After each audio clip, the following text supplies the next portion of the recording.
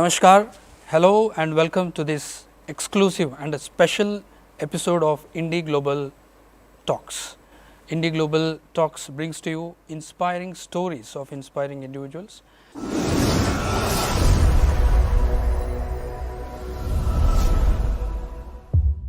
Today we are joined by a young and dynamic bureaucrat, an IAS officer of 2015 batch. Currently, he is holding the position as the Director, Kerala Tourism Development Corporation. And Kerala, as you all know, is fondly known as God's own country that has been blessed with nature, backwaters and many more things. So, in today's conversation, we will get to know how is Kerala bouncing back after its 2018 devastating floods, and how is it turning into a global and a national 365-day tourism destination. Welcome. Thank you. Mr. Teja. Thank you so Thanks much for joining the us. introduction. After the floods in 2018, now Kerala is being positioned as a 365 days tourism destination. And there is also a new campaign that's running, change of air and travel for good.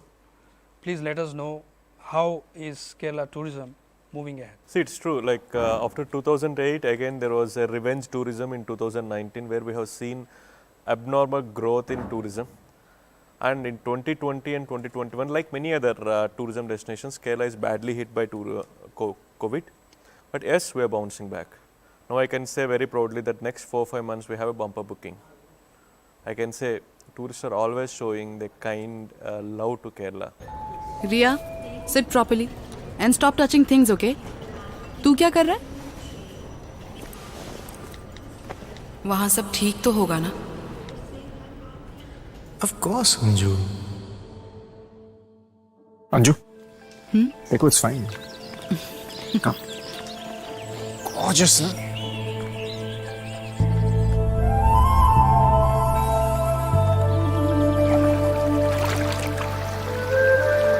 We have reached! Wait.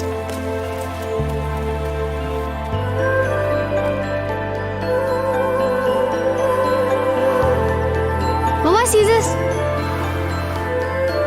Mama?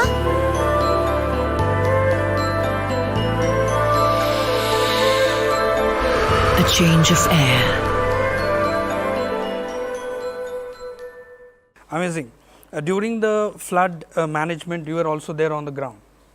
And now we see that the new innovations have been taking place in tourism. Now, would you like to take us through the new initiative of yours, Caravanning, after the Champions Boat League? Now, this is something new we are hearing and a lot of buzz is around. Would you like to tell us about it? See, Kerala always loves to reinvent itself for providing the better and the best experiences to the tourists. The Kerala today will not be the same when you come again after 5 years. That's because Kerala will always try its level best to provide good and the best experiences. And for example, you know Munnar, you know Tekadi, you know Komarakam, you know Alapi. They're the best destinations Kerala is having. But still there are many unexplored destinations which are much beautiful than these destinations. Now the question is how to provide these experiences to the tourist. There are many rules and regulations because of which we can't construct a resort in those unexplored beautiful destinations. So Kerala has come up with a concept called caravan tourism. So caravan tourism is like a vehicle on wheel. It's a vehicle. It's a 9-meter vehicle, 7-meter vehicle where you will have a living space with 4 seats and a TV, etc. You have a kitchen, you have a toilet cum bathroom, and you have a bedroom for 4 people, 4 adults to stay. And this caravan will take you to the unexplored destination, and it will be parked in a caravan park located in this unexplored destination. That unexplored destination may be near to a waterfall, may be near to a beach, may be on a hill or on a cliff, etc. So our ultimate objective of caravan tourism is a person coming to Kerala, he can experience houseboat, which is as unique as itself. Then he can experience resort, and now he can experience caravan tourism, which is much unique than the houseboat, than the resorts. So a person can have a diverse experience. When the word caravan comes, it is like a exclusive for everyone who books it. The first question that crops up is it expensive? It's not expensive.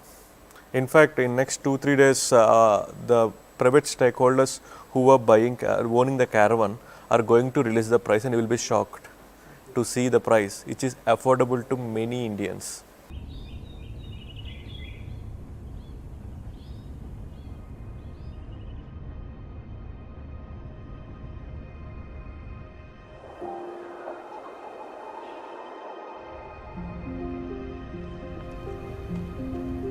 Good morning.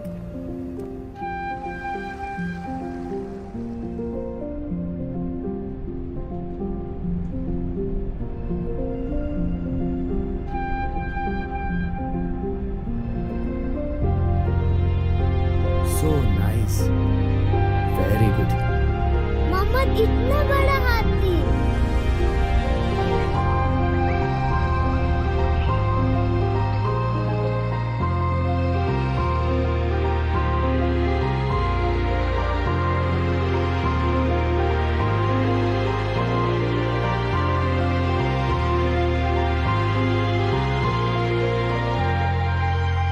Go caravanning.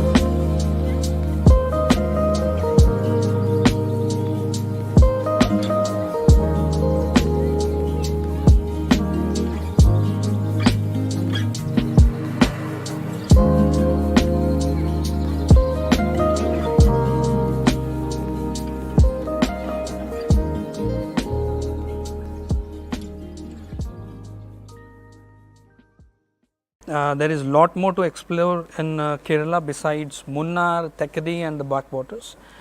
Now, we would like to know what are, as you have mentioned earlier, that though there are Kerala, Ayurveda, Panchakarma are said to be one of the known things which are sought after, and it is also spread across India, not just in Kerala.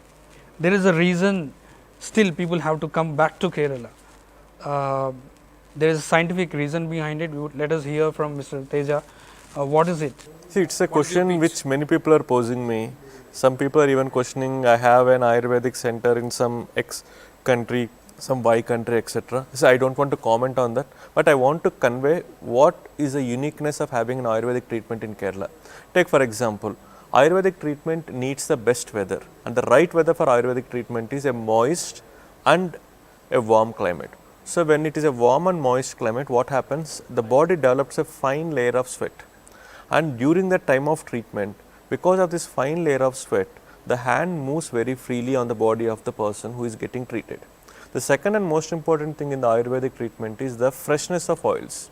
In fact, you might be knowing Kerala is endowed with, blessed with rich biodiversity. Most of the herbs required for preparing these oils are readily available in every area of Kerala. So people usually pluck it, they convert it into oil and they serve it on the person. So oils used in Kerala are the fresh, no preservatives are added.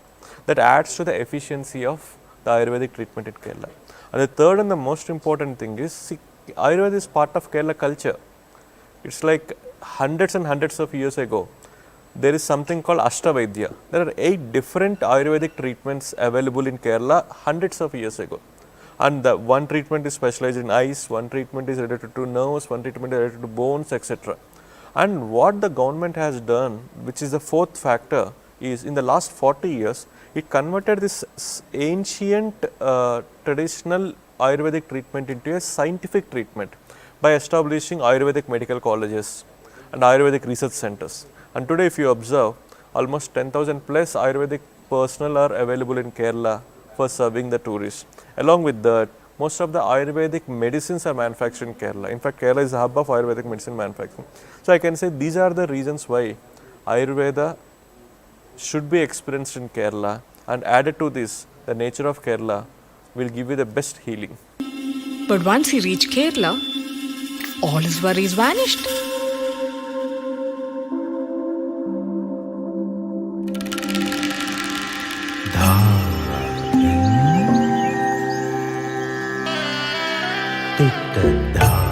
When he came to know that Kerala has an unbroken tradition of Ayurveda and it is the home of this 5,000-year-old system of healing, Matt was literally floored.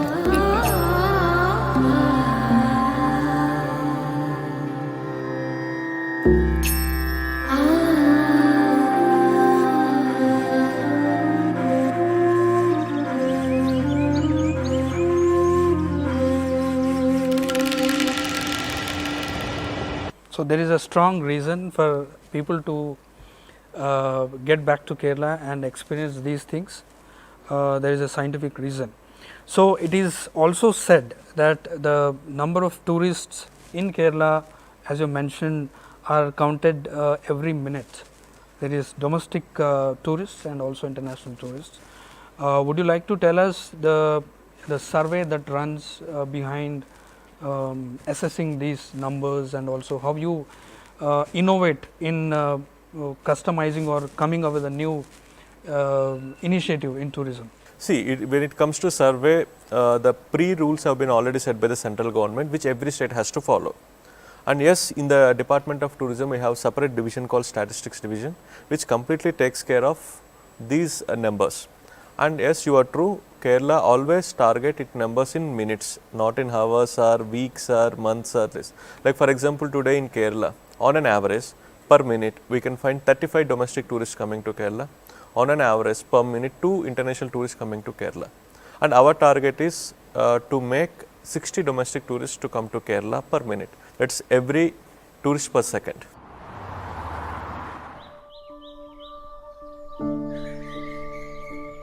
Glad to see you, Murli. Welcome back, sir. Kerala is all set to welcome back guests.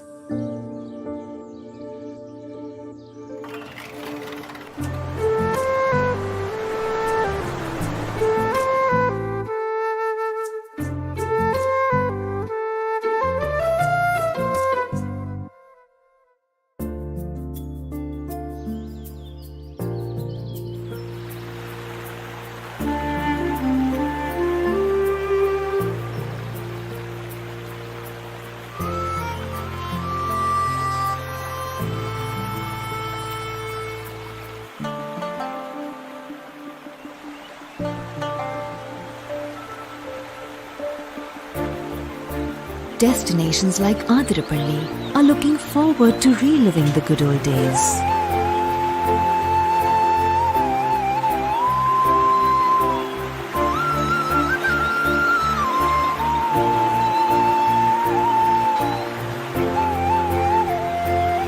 The strict COVID protocols that are in place help people like Murali welcome back guests with confidence. When are you planning to visit again? Amazing. Thank you. There is a reason for the domestic tourists to stay back more than 4 days that you mentioned. Would you like to tell us? Yeah, see, it's like this international tourists who come to Kerala, on an average they stay for minimum 2 weeks and they extend up to 3-4 months also. But domestic tourists on the other hand, their average stay varies around 4-5 days. And we want to reiterate to every domestic tourist that see, Kerala is the best destination to stay for minimum 7-8 days. If they come to Kerala with family, one day they can experience the best houseboat experience. Second day, they can have a different caravan experience. Third day, they can have the experience of a plantation resort. The fourth day they can have the experience of a beach resort. Fifth day they can have the experience of a jungle lodge. The sixth day they can have the experience of a heritage resort. The seventh day they can have a city life experience. And the eighth day they can have the adventure experience. So every day is unique in Kerala, and every day is a memory in itself. Every hour is a memory in itself for Kerala.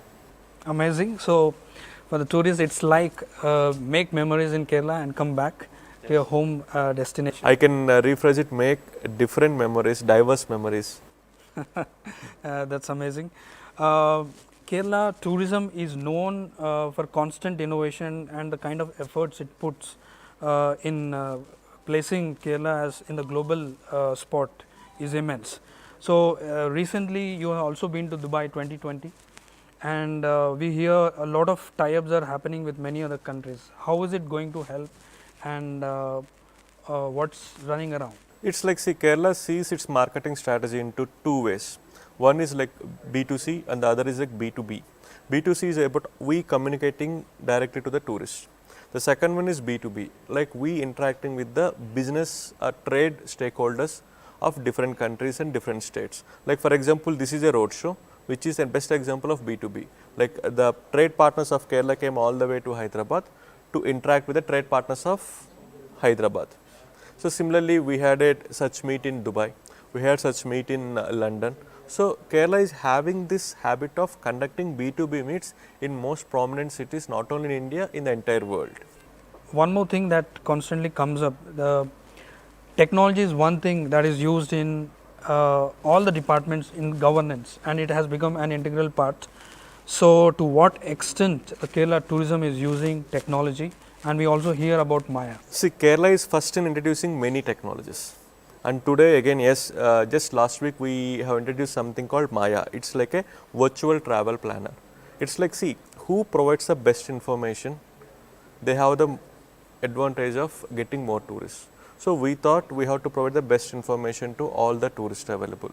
So we don't want them to give a phone call or to go to the internet for getting the information.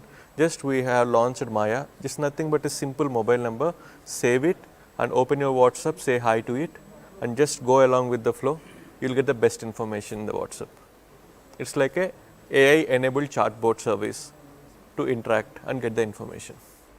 So what are the other technology that are integrated in tourism? You see, like there were many technologies we have integrated, take our website. So we have recently in the process of revamping the entire website.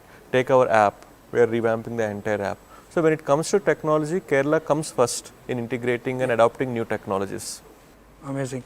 We also hear a lot of infrastructure transformation happening, be it the tourism, hotels or some other aspects of tourist destination in Kerala. Would you like to throw some light? Yes, now Kerala is planning mega infrastructure projects. You take for example in the north part of Kerala, which is relatively unexplored. We have come up with something called Malabar Marnad River Cruise Project. It's going to be India's biggest river cruise project.